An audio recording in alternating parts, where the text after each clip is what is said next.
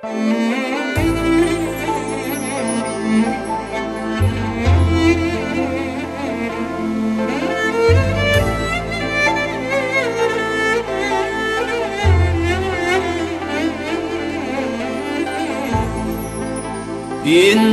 باسمه الحجر ومفيش نبي زيه، الشمس ويا القمر اتخلقوا من ضيه.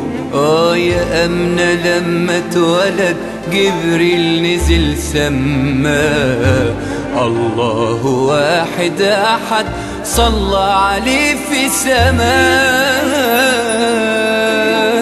في حضرة المحبوب أحمد رسول الله، الروح في نور بتدوب وعليك سلام الله. رب الحرم والبيت أنا تبت مش ندمان، عشمان في أهل البيت في المصطفى العدنان.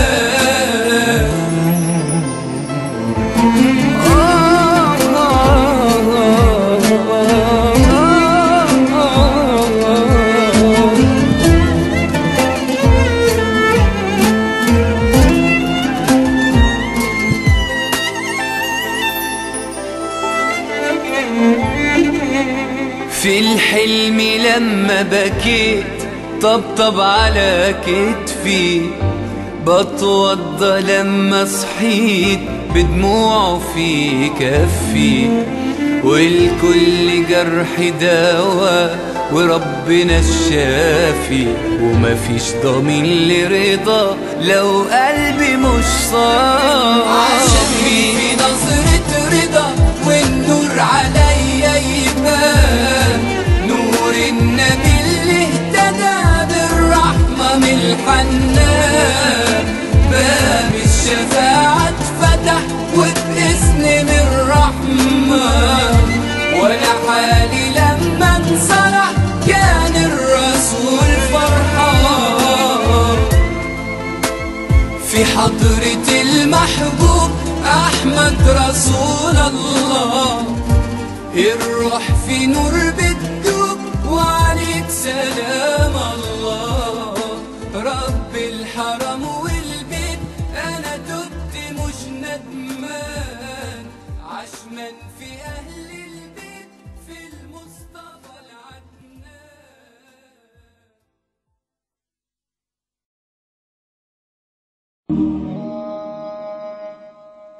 لا إله إلا الله، لا إله إلا الله، لا إله. إذاعة معا إلى الجنة بتذكركم بذكر الله. رب سوى لا إله إلا الله، لا إله إلا الله، لا إله إلا الله. ما لنا رب سواه.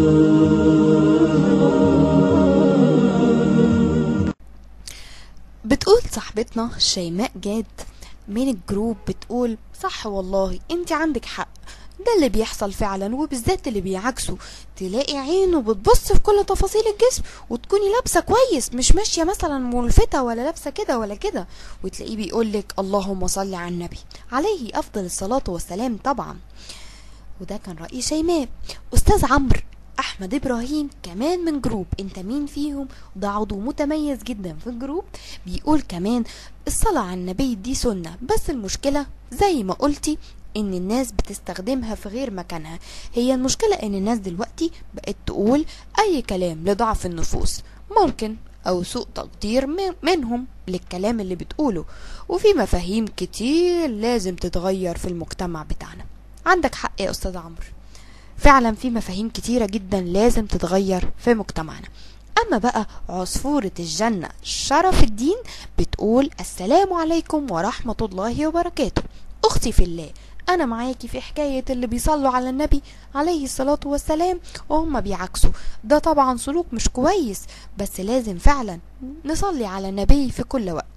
انا عن نفسي مش ببدأ شغلي الا لما اصلي على النبي، هو ده رأيي بس المفروض علينا كناس فاهمة توضح الكلام ده لكل من اللي بيعاكس أو بيستعمل الصلاة على النبي في أي مواقف لا يحبها النبي صلى الله عليه وسلم. فالذي يعاكس هل النبي على النبي في أي مواقف لا يحبها النبي صلى الله عليه وسلم، فالذي يعاكس هل النبي صلى الله عليه وسلم راضي عنه وهو بيعمل هذه المعصية؟ طبعا لا. معلش انا طولت عليكم، بس اصلي بحب الحبيب المصطفى صلى الله عليه وسلم جدا، افضل الصلوات وازكى التسليم، واغار عليه من العابثين بالصلاة عليه. واحنا كمان يا عصفورة يا جميلة بنحبك جدا، كمان بنحب النبي وبنحب ربنا طبعا، وهدفنا من البرنامج اللي احنا نصلح القيمة دي، وهدفنا كمان اللي احنا نخلي الناس تقول لا كفاية بقى، احنا لازم نعرف احنا بنصلي على مين علشان نعبس وما نعبس، يعني نبطل الكلام اللي احنا بنقوله ده. ويا جميل انتي ما طولتيش ولا حاجة، البرنامج برنامجك وكمان الجروب بتاعك مفيش اي حاجة، واحنا سعداء جدا بمشاركتك معانا. كمان رانيا رياض بتقول طبعا حاجة تغيظ انك تذكري الصلاة على النبي صلى الله عليه وسلم في مواقف ما ينفعش انك تذكريه فيها. والاكثر غيظ انك تلاقي لفظ الجلالة مثلا واحد بيعاكس واحدة ويرفع ايده على اساس انه هيخطبها، هو بيقول الله حاسب تقع، وغير ده كتير. المهم ادعو ان ربنا يهدينا ويهدي كل مسلم يا رب. فعلا يا رنا الموضوع ده زاد عن حد قوي، بس احنا مش عارفين نعمل ايه. اما بقى لبنى ربيع بتقول بارك الله فيكي، الموضوع ده فعلا انتشر كتير قوي، وده سببه البعد عن ربنا وعن الدين وعن سنة الحبيب عليه في أفضل الصلاة وأتم السلام. ربنا يهدي كل مسلم ويهدينا اللهم أمين. كمان نور الإيمان بتقول ربنا يكرمك يا لبنى أو ييسر لك سبل الخير دايما، اللهم صلي على سيدنا محمد وعلى آل سيدنا محمد. بتدعي لك يا لبنى واحنا نقلنا دعوتها على الهوا كمان.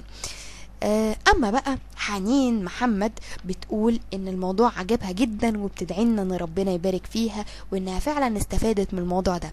بس انتي حنين ما قلتيش رأيك، انتي مع الموضوع ده ولا لا؟ استاذ كمان مندو شبل بيقول انا رأيي ان ده جهل، ان ده من الجهل من كل اللي بتقوله كده طبعا، بس هل هو المسؤول عن جهله ولا مين يا ترى اللي عنده المعلومة وما وصلهاش، ولا الجهل العام اللي الناس بقت فيه، ولا ضعف مستوى التعليم، ولا الفساد اللي عام الارض، ولا ده من ذنوبنا اللي بنعملها؟ يا نهار ابيض يا استاذ مندو، حاجات كتير قوي بس احنا تصدق مش عارفين ايه السبب. استاذة بقى ولاء بتقول كلام بجد اكتر من رائع ان الموضوع ده يتفتح، والله بجد برافو عليكي. وفعلا الناس بقت بتهمل حاجات ما ينفعش انها تتهمل، وبتعمل حاجات المفروض ان معظمهم عارف انها غلط، بس نقول ايه بقى، ربنا يهديهم ويصلح حالهم. والناس عارفة انها بتعمل حاجة غلط وما بترضيش ربنا وبيذكروا فيها ربنا ورسول. طب ازاي ده؟ انا عايزة افهمها والله. ربنا يتولاهم برحمته. اللي بيحصل اليومين دول كتير ولازم يوضعوا حل. يعني مثلا لو حد بيعاكس افهمه ان ده غلط، ولو انت عايز تعمل كده ومصر عليه ومش فارق معاك يبقى ما تدخلش الرسول صلى الله عليه وسلم وربنا طرف فيه على الاقل. وكمان التربية لاولادنا من هم صغيرين، دي حاجة كويسة، خاصة لو شافوا حاجة زي كده ما يعملوش زيها. وجزاكم الله عنا كل خير، جزانا وإياكي يا جميلة يا ولاء، وكمان شاركنا دايما في الموضوع. اما بقى الجميلة جدا وكمان مشتركة معانا في اذاعة معا الى الجنة بنت شاهين بتقول صحيح ده راجع لأخطاء كتيرة جدا بتحصل في مجتمعنا للأسف، مش بس في الزفة مش بس الرسول عليه أفضل الصلاة والسلام وبس، إنما في أغاني فيها لفظ الجلالة وفيها القسم الشريف. أنا مش عارفة الناس اللي بتألف الأغاني دي بتطلع الكلام ده من قلمها ازاي. فعلا موضوع صعب قوي يا بنت شاهين، بس يعني زي ما هم الأعضاء قالوا ده نابع من جهل فكري وثقافي متشعب في مجتمعنا للأسف الشديد. عن نفسي حتى من قبل الالتزام